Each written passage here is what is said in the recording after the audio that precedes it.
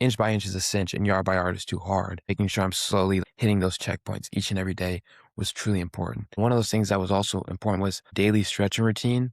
A lot of athletes do neglect that, but that made sure my body stayed fresh for sure. I noticed the difference of when I don't stretch at night to when I wake up in that morning time. The body's feeling more stiff, or, you're just not going to feel like training as much. But when I made sure I just hit those 30 minutes of stretching, just watching some TV while I do it just to make it a little more entertaining was super helpful. Niles Dunham is a Division I soccer player at Howard University, sharing his journey behind the scenes of the ups and downs, and a man with a great sense of humor. So first, Niles, what made you want to start doing funny skits online? It all started back during COVID. My sister had TikTok and I didn't. And I just said one day, oh, like that's easy. She had like 1,000 followers. I was like, oh, that's easy to get. And she didn't believe me. So for like 3 months, I was just getting less than 100 views. And then one random day, it was actually on my birthday, I just made this little day in a life, me waking up early, training, going to school, things like that. It blew up overnight. And I just was like, something I was like, wow, this could actually kind of be something. I enjoy making these videos, even though it took me probably like 3 hours just to edit that simple 1-minute video. And doing that, I just kind of fell in love with making content. And now you share day in the life and behind the scenes as a soccer player. Take us back to when you fell in love with soccer to begin with. It started at a young age. I was playing baseball and soccer, and I had a love for both of the sports, but it really flipped going into high school is where I really knew this is something that I wanted. I was on my freshman team and I really did enjoy it. I kind of knew at that point I wanted to play in college, but I knew I had to take the necessary steps to really achieve that goal. During COVID was when I went full throttle, spent hours just practicing every single day, watching tons of YouTube videos from people like Michael Cunningham and Matt Sheldon were big inspirations on just my training schedule because I was someone who was working hard, but I just needed a little bit of guidance. So those guys on YouTube really helped me make sure I stayed on the right track. Yeah, it seems like you fell in love with the grind and the process, which I want to get to in a couple of minutes here. But first, share your recruiting journey. Coming especially out of COVID, I feel like it was a little bit more challenging because that's when it was automatically my junior year. I was emailing coaches, things like that. Creating a highlight tape was a super important aspect of that. And my junior year, I was going to ID camps, and there's a lot of controversy on ID camps because people say, these coaches aren't really looking at these guys. It's just a money grab. But I feel like they were still pretty important because at the end of the day, if you're a good player and one of the top players, you will get noticed, simply that. And not just talking to coaches at the Division I level, but also putting interest in Division II and Division III schools, because those are also really good schools that have tremendous players as well. And throughout my junior year, I wasn't necessarily getting offers, but I had a little bit of interest. And going into my senior year, I joined a new club team, which brought me some new exposure because we were coming off a state championship win. We had done a tournament in our area, and there was a ton of college coaches. My first game for that team, I had a really amazing game at left back, played the full 90 minutes, was a big contributor on our win that game. A couple of college coaches at Division II, Division III level, they came up to talk to me, and I got some emails after, but that was what really kicked off my recruiting process was at the beginning of my senior year, which was really an important time because I was already kind of behind when it came to the process. And I was still emailing coaches. I actually ultimately ended up committing to a Division III school. And after just more time learning about taking the risk of being a walk-on, that's what really shaped how I wanted to go about college. I felt like the school just maybe didn't provide some of the aspects outside of it was pretty good academically, but I couldn't just see myself in there socially. So that's what kind of made me decide to take that risk to walk on. And how did you fall in love with Howard University? Both my parents had actually gone there, and I had a lot of family that had actually gone there.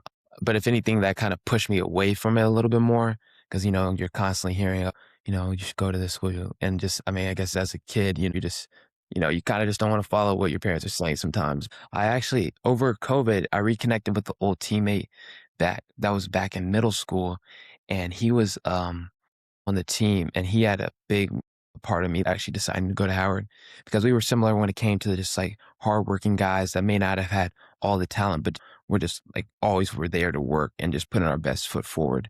And he just described to me there was also some things outside of soccer that I would enjoy. The college life, the social life, and the career. When it comes to like also just career, it actually had me like excited about school as a person who, I always got A's and B's, but school was just not always just a fun place for me. I just like to have fun playing soccer, not the school aspect. And it just really did get me excited to actually want to like experience something new that I really could enjoy school in. It's funny how those relationships from the past connect in the future when we would have no idea that that would have happened back when you were in middle school, right? So you get to Howard, and that's not an easy journey to get on the team. The roster was pretty much already full. And one of like the NCAA guidelines is that walk-ons cannot, or people that are trying to walk on or join the team cannot practice when they start practice. So I can only start practicing with them and trying to walk onto the team once school started.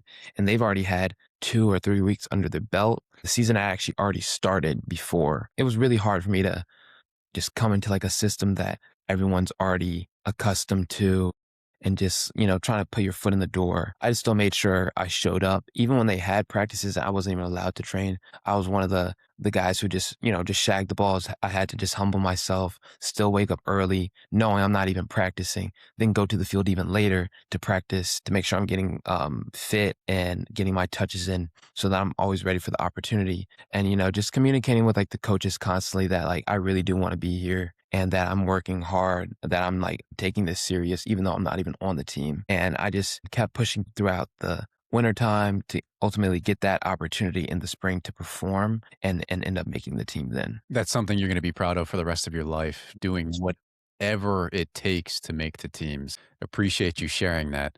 So you get into the system and you finally start playing, and then you're sidelined with injuries. What's that been like? Yeah, I mean, it was definitely hard because throughout high school and just like my whole life, I've never broken a bone, still to this day, but like I never had like a real injury. And then just even coming into my freshman year, I ended up getting like a contact injury from like an ankle sprain before I was even on the team, which I was going through the winter time, trying to fight that so I can even make the team. And then just after one of my first Division I starting game, I ended up having a hamstring pull. And then over that summertime, I I I get this foot and ankle injury where it was pretty much sprained, but there was like a cyst and a lot of other information that I couldn't fully tell you, but my doctor could.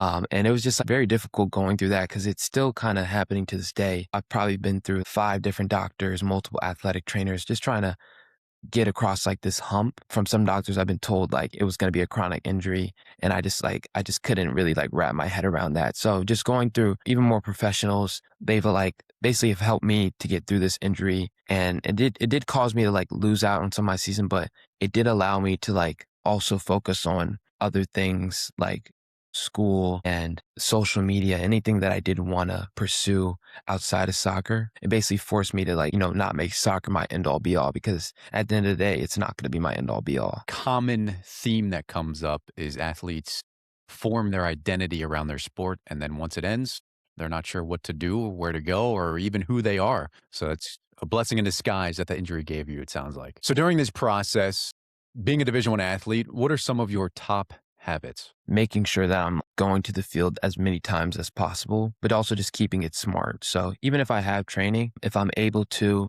I mean, it's definitely been harder with dealing with the foot injury, but in high school, I had like a very structured routine. My whole calendar was filled out with how many workouts I was going to hit this week based on how many individual sessions, how many team trainings, how many gym sessions. I made sure I had 2 leg workouts a day off season and also 2 upper body sessions, which really transformed me a lot. Just having that structure really made sure I'm hitting those checkpoints every week. And I would even take pictures of that calendar from each single month, showing I'm really putting in this work and that this is actually paying off. Inch by inch is a cinch and yard by yard is too hard. Just making sure I'm slowly hitting those checkpoints each and every day was truly important. One of those things that was also important was daily stretching routine. A lot of athletes do neglect that, but that made sure my body stayed fresh for sure. I've noticed a difference of when I don't stretch at night to when I wake up in that morning time. The body's feeling more stiff, or, you're just not going to feel like training as much. But when I made sure I just hit those 30 minutes of stretching, just watching some TV while I do it just to make it a little more entertaining was super helpful. Definitely seem to have the physical side dialed in. I want to ask you a question on the mental side. So, what if you just had a game where you played poorly? What do you do to mentally reset? Just going to the field again. Like if I had a morning game and I just felt like I just didn't have the best game, I would go back to the field. Not like any crazy training session, but just to get some touches, just juggle the ball because I know I just enjoy that. Or even sometimes, depending on if I didn't even get that many minutes, I would just either run a full training session with a friend by myself or maybe even some pickup to even like kind of just like brush it off. And then one of the other important things was like watching game film, making sure like, I can correct these mistakes, writing them down, writing the time span stamp so I can look back and say, hey, like this is what I need to improve. And also replicating that back on the field as well was like really important to like making sure that I would not repeat those same mistakes. I was having a conversation with Rob Hoop, who is a track athlete who says he punishes himself a little bit the morning after just to flush it out of him. So it's not physically, but it's the mental flushing that he's referring to, just to feel better about it, process it a little bit clearer rather than ruminating on it. So if you could put one sentence on a billboard for every college athlete to see, what would it say? One of my favorite motivational speakers is like David Goggins, and one of the things that he likes to say is stay hard.